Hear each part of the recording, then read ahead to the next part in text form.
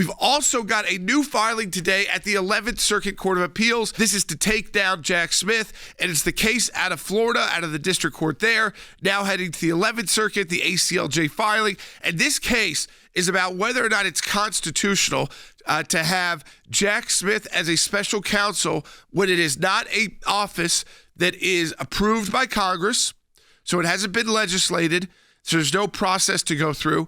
But yet, then how does the Department of Justice create this kind of mega prosecutor or U.S. attorney who has unlimited jurisdiction all around the country, and every other prosecutor with limited jurisdiction or U.S. attorney has to go through the confirmation process? Why doesn't Jack Smith?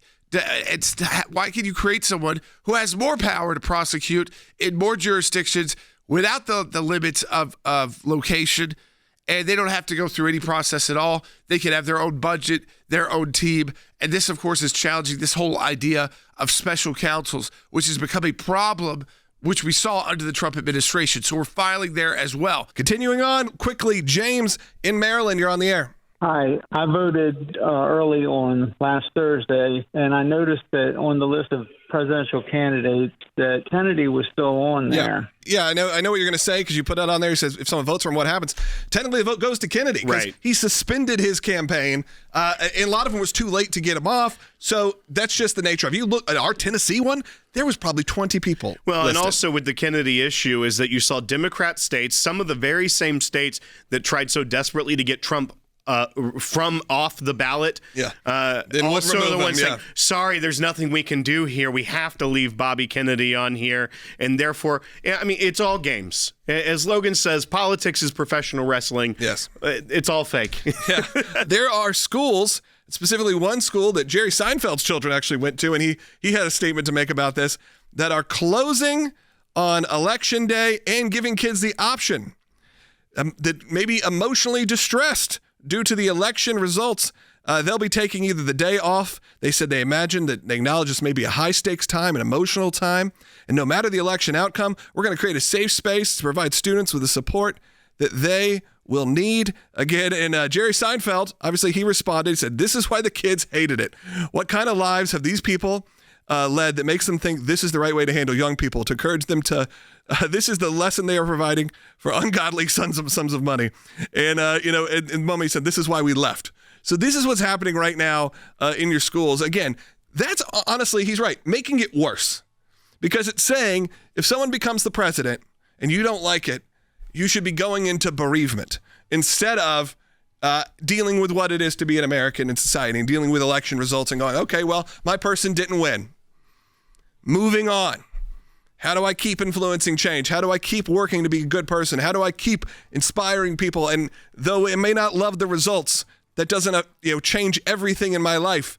But what we're teaching kids is that this is the most important things, that politics is the religion.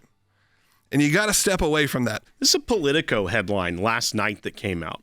Meet the sleeper conservatives who could help fulfill Trump's promise to be a dictator on day one. The absurdity of that headline 4 days before an election. It's clickbait, everybody. It's clickbait, but fear-mongering and trying to scare people, and it's agenda-based journalism. It's Rolling Stone saying he's going to let you die. That's going to be what Trump is going to do. He's going to... it is just sad that we're here. All of us are trying to get people to watch, listen. You have to, be a little salacious sometimes, try to get people to click. It's a whole part of the algorithm, what you got to do that. And I understand that's part of the business. But there is a part where you, again, start stoking that fire so much that people like our caller in North Carolina are afraid of what's going to happen on Tuesday. There's also reports right now that that Gen Z, half of them are lying about who they're voting for. Almost 50% is what they're saying. So what does that mean also? Not only that they can't do, but they can't be honest with their friends and with their family on who they're voting for because they're scared. They're scared of the conversation that could happen just by saying who they are considering voting for.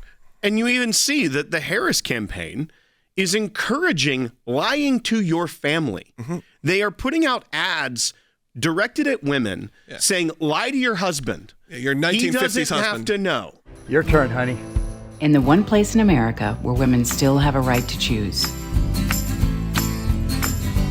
You can vote any way you want. And no one will ever know. Did you make the right choice? Sure did, honey. Remember, what happens in the booth stays in the booth. That's not the world that I live in or that people I know live in. Yeah. And we live in the conservative South. Yeah. I know people who, as couples, are voting differently. And you know what? There's no hatred and animosity within that household. It's actually more demeaning to women, in my opinion, to say, you know what you should do? Lie to your husband. Yeah. Because that's saying, they talk about this, and Mark Cuban made that statement yesterday that what are you doing, Cubes? Trump is scared. You never see him around strong, intelligent women ever. But yet they're the campaign that is telling strong, intelligent women, American women, you need to lie to your husband about who you're voting for. He'll never know. That's disgusting. We have that bite from Mark Cuban. Let's go bite 4. Donald Trump, you never see him around strong, intelligent women, ever. It's just that simple. I mean, look, Mark Cuban, I'm a fan of, and I feel like this is such he has become another one of these characters where politics has taken over for everything, and I don't understand why it's necessary for him or his brand.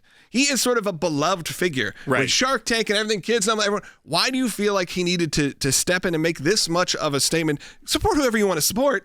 You vote whoever you want to vote for, but this is sadly, I saw John Rich put, sadly, this is what Mark Cuban may get remembered for. Right. Not the thousands of entrepreneurs that he's helped over the years, not for going from door-to-door salesman to owning the Dallas Mavericks. No, he's going to be known for this gaffe, and it's really unfortunate, and I hate to see it over and over again.